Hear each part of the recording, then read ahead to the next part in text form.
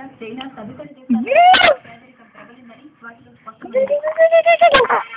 ప్రపంచవ్యాప్తంగా అంతకంటే ఆహార ఉత్పత్తుల ధరలు కోట్లాది మంది ప్రజల్ని దారిద్ర్య రేఖ దిగువకు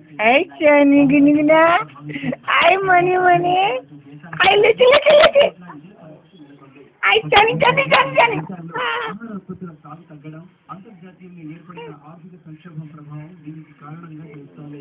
ఇదే సమయంలో పెరుగుతున్న సంప్రదాయ ఇంధనాల వాడకం కూడా సాగు విస్తీర్ణాన్ని తగ్గించేస్తోంది. ఐక్యరాజ్య సమితికి అనుబంధంగా అమెరికాలోని ప్రపంచ ఆహార వ్యవసాయ సంస్థ తాజా నివేదిక కూడా దీన్ని స్పష్టం చేస్తోంది.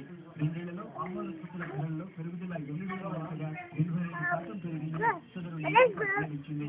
ప్రపంచ దేశాల్లో ఆహార పదార్థాలతో పాటు వాటి అనుబంధ పదార్థాల రిటైల్ ధరల సూచీల ఆధారంగా వీటి రూపొందించారు. ఏడాది కాలంగా అంతర్జాతీయ మార్కెట్లో చమురు ధరలు తగ్గడం, గోధుమల పెరగడం వంటి పరిణామాలు కూడా వీటిపై ప్రభావం అభివృద్ధి చెందిన అమెరికా కూడా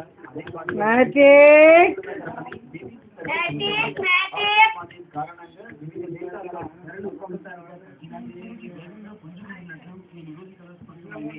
బాధ్యత కారణంగా వివిధ ప్రభుత్వ ప్రైవేటు సంస్థల్లో నిపుణులైన ఉద్యోగులు ఉపాధి కోల్పోవడం కూడా పరిణామాలకు కారణమని తెలుస్తోంది. రైతులకు తగిన సూచనలు సలహాలు అందగా తేలింది.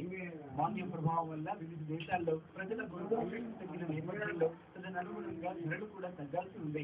అయితే క్షేత్రస్థాయిలో నెలకొన్న అసాధారణ పరిస్థితుల వల్ల ఈ విపరిణామాలు తప్పడం లేదని నిపుణులు అభిప్రాయపడుతున్నారు. ఆహార ఉత్పత్తుల పంపిణీ లోపించడాన్ని దీనికి మరో కారణం. దీని వాదన ఎలా ఉన్నా ప్రపంచ దేశాల్లో నెలకొన్న ఆర్థిక మాంద్యం పరిస్థితుల్లో ప్రజల కొనుగోలు శక్తి తగ్గడం, ఆహార ఉత్పత్తి పెరగడం రెండింటి మధ్య సంబంధం లేకుండా